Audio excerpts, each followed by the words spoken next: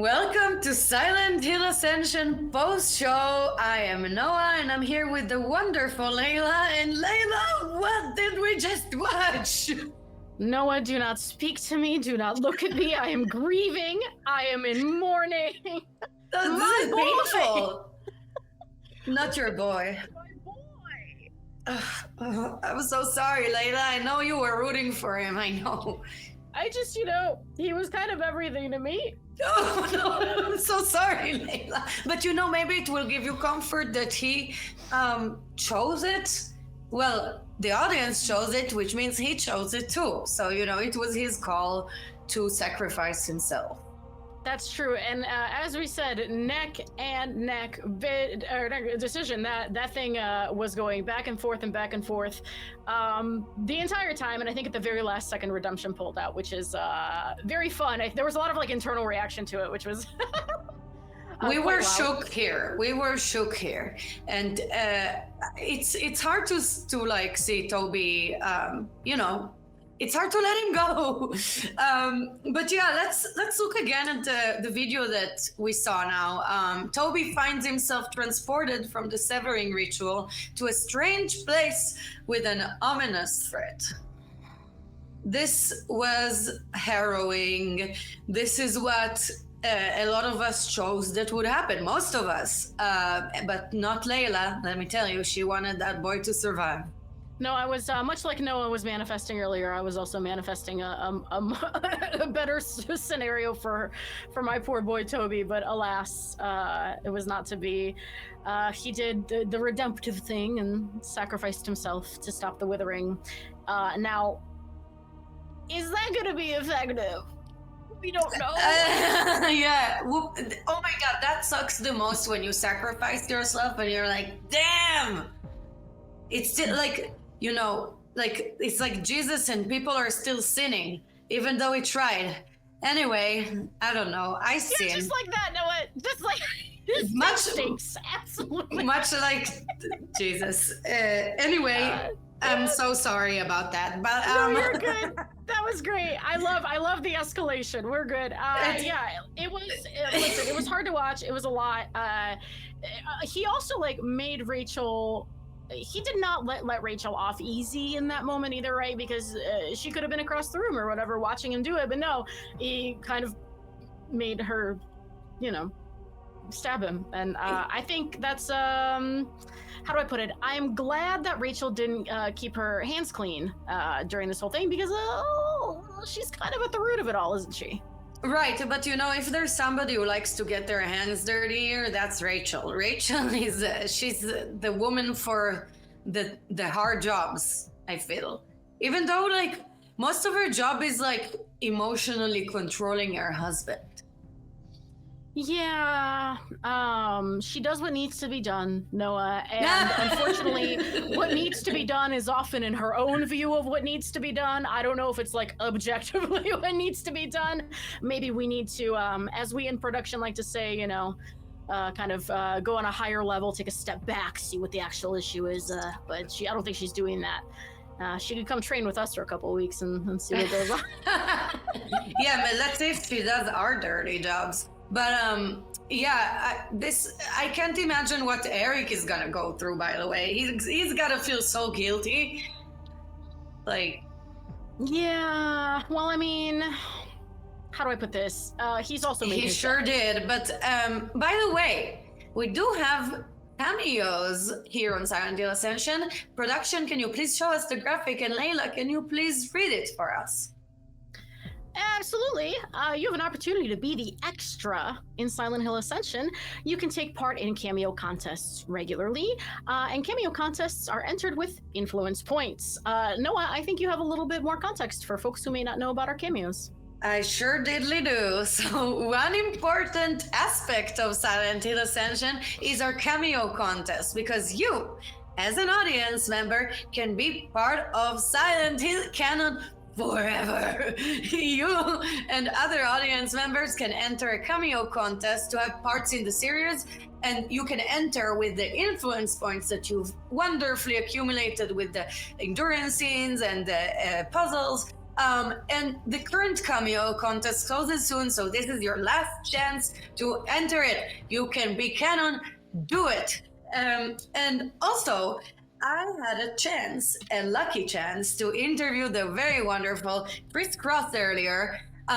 So you're gonna watch that in just a little bit. So production, can you please show us the interview with Chris, and we will see you right after the interview finishes. Both me and Leila are gonna dissect that together. We have the wonderful Chris Cross here, who's the studio creative director at Genvid. Chris, welcome. We're so happy to have you. Could you please introduce yourself to the audience? Yeah, sure. My name is Chris Cross, studio creative director. I have a lot of experience in interactive and games, and studio creative director just means that I try to make everything easy for the other creative directors.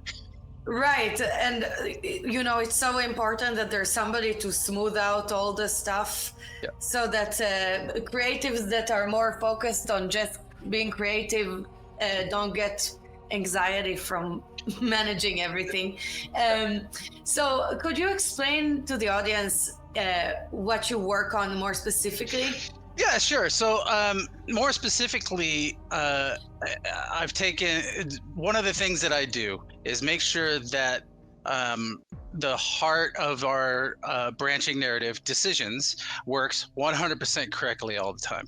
And that goes all the way from what the script looks like, how it exports, how it imports, how the back-end systems work, all the way to what's presented on screen, and how people, input their decisions and their decision-making in the live show.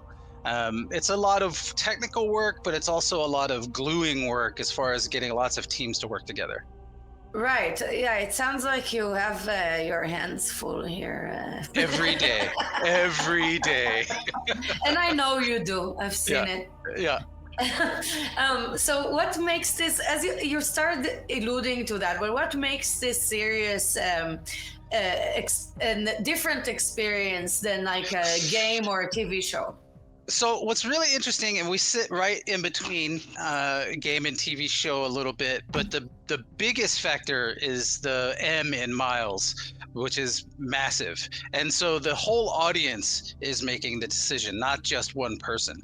And so what's really fun for me is not only providing a way for people to do that, but also seeing how they interact with each other, right? And how they try to influence as a community this branching narrative that we've built for them that's huge and massive. And, in fact, I think that they take it a little bit for granted because we're doing our job smoothly enough that they're not even noticing that it's branching. They just get presented a linear story as if that that's the way it always was. But little do they know, there are multiple systems at work and also like lots of possible branches per night. Right. And as I'm even as a production coordinator on this project, so I've seen all the crazy branching, all the crazy stuff, and I know how complex it gets. And even I kind of forget when I see it on the app, and I'm like, wow, it seems like it is linear, but it's not. It's really difficult to make all these things happen.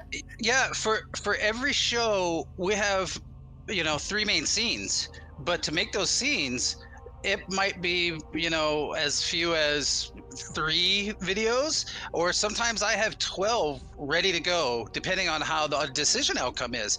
But most people don't realize that it's branching and picking the right video at the right time based on their decisions. And so it's a complex web of possible outcomes that are all ready. And then maybe one day we'll be able to show those other possibilities. Right. And maybe. And also, so this is your second interactive series, right? Yeah, it is. So I worked on The Walking Dead: The Last Mile, which was formatted a little bit differently. We had a lot of learnings from that project. A lot of that has shaped how this mile is working. And it's a learning experience that I would still say that I'm not 100% an expert yet.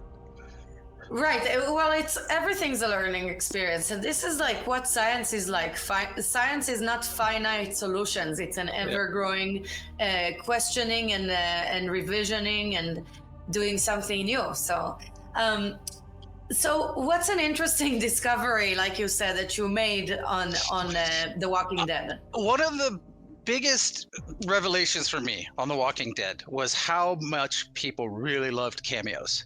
It's not everybody, but there are a few people who were really hardcore. They were so hardcore that they were actually like an extra tester, finding exploits to gain more influence points to make sure that they won, because they really took it seriously. When we say that you're going to be a cameo in the story, you become part of the canon, right? And so, which is true. It's something to be taken very seriously.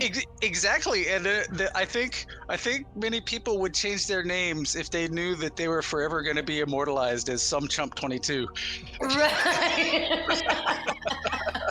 Yeah, maybe time to rethink those usernames if you want to be canon. Yeah. So, what's the most exciting thing you've worked on Silent Hill Ascension? So the most exciting thing is the decisions. The decisions is the core interaction for everybody.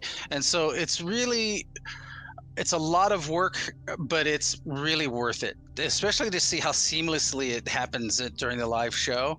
The decisions, I don't know, it's really mind-boggling when you know how it looks to me and how complex it is, and then to see it play out according to the audience interaction, and that it's following their not only their decision in the moment, but the callbacks to previous decisions that are still influencing the story and the narrative.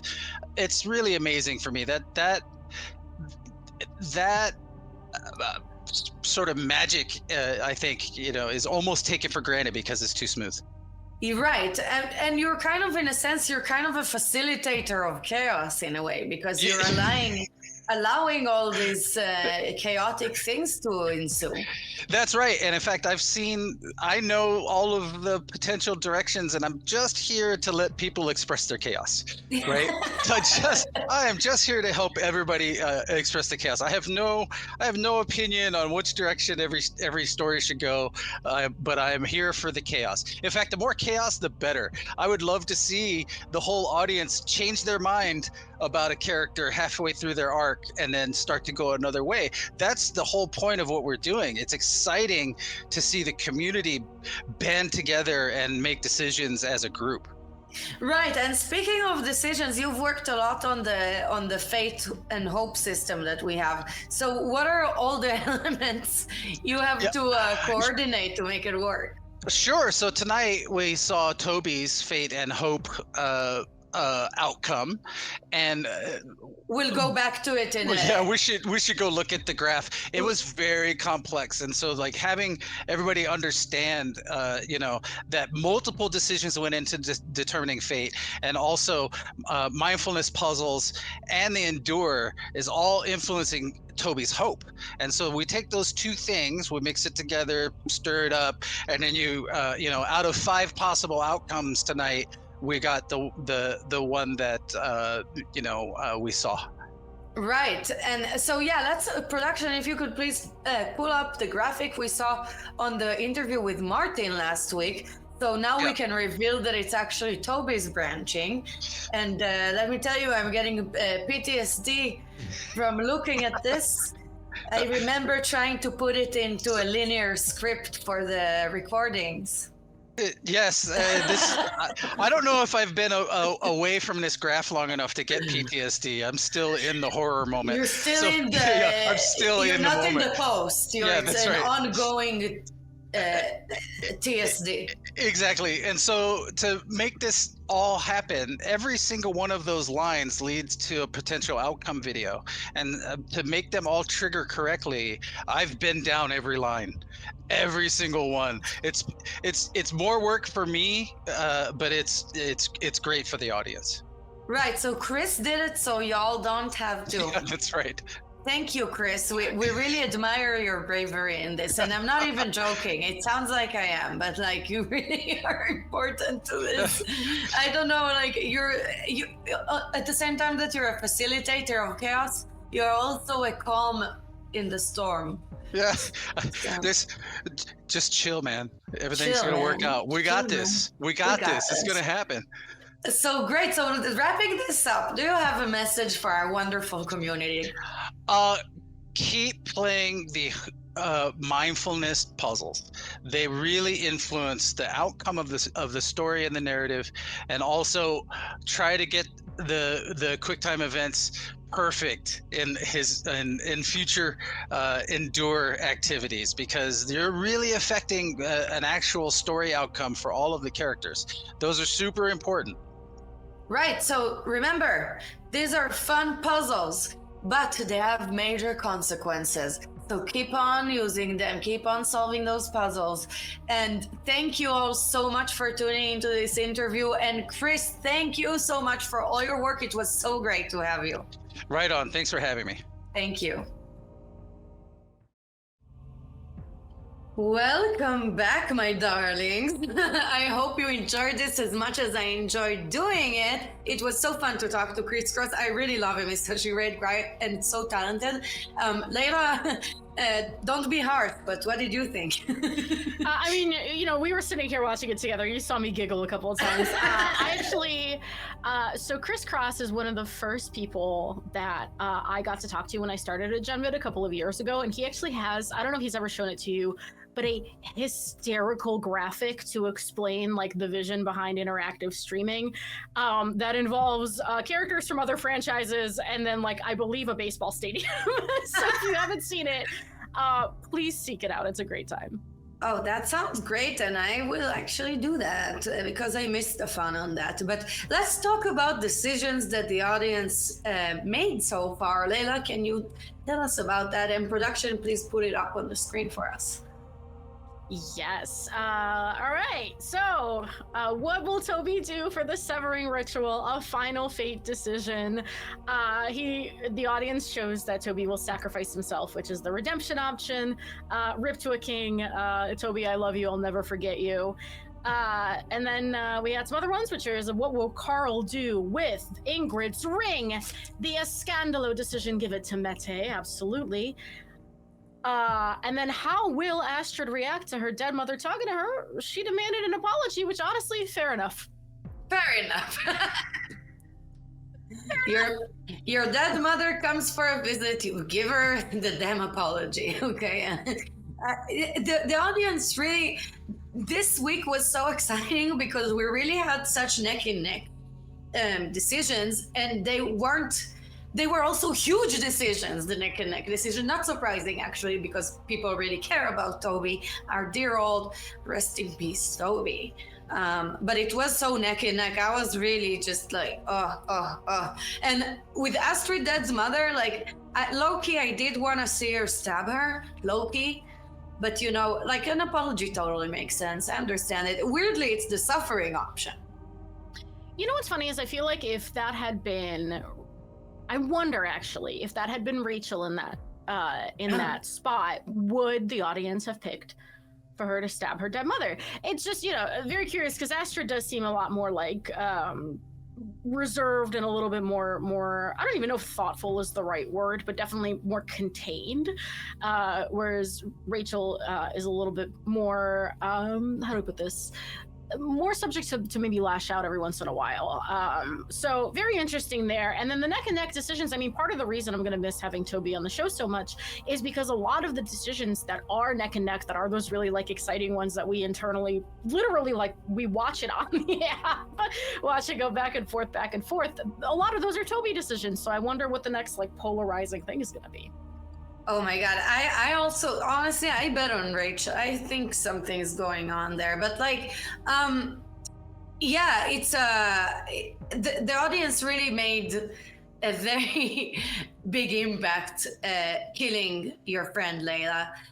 But also, you know, we also just saw the scene before the show. We also just saw, what happened with Mette and Carl with the makeout session that you guys decided, guys, girls, ladies, everybody else, you guys decided that they are going to make out. Well, they're gonna try to make out, and then Astra's gonna walk. Oh my God, she's definitely a rooster blocker, if you know what I mean. You know? Yeah, okay. Absolutely. Yeah, Astrid's timing, I will say, is absolutely impeccable. Impeccable like a rooster. I mean, I'm still trying to personally decide how I feel about it, because on one hand, I feel like Carl is such a sad old man that I kind of, on the Toby principle, want to see him like 10% happier.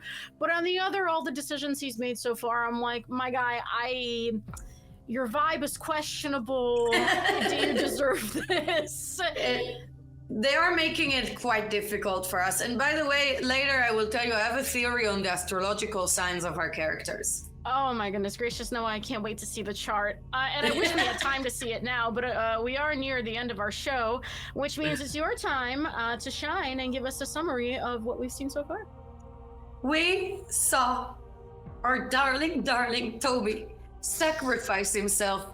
We don't know if it was worth it. Honestly, we're gonna find out. I don't know if the withering is gonna stop, but we sure did see it. We saw Carl and Mette trying to make out, being rooster blocked by our calculated Astrid. Thank you so much, Chris Cross, again, for being with us on that interview. We so love you. Thank you so much. Please, audience, stick around in the app, play our lovely puzzles, and will production please pull up the next show graphic for us? Because we are going to see you again on Friday. We are here Mondays, Wednesdays, and Fridays at the pre-show at 5:40 Pacific time PM. And then we have the show, which is every weekday on 6 Pacific time PM. And then we have the post shows on Wednesdays, on Mondays, Wednesdays, and Fridays. So we will really miss you until then. And thank you so much for being with us today. I'm sorry that Toby died, but thank you for choosing that. You know, it was your choice. And we are going to see you on the next time. Thank you so much.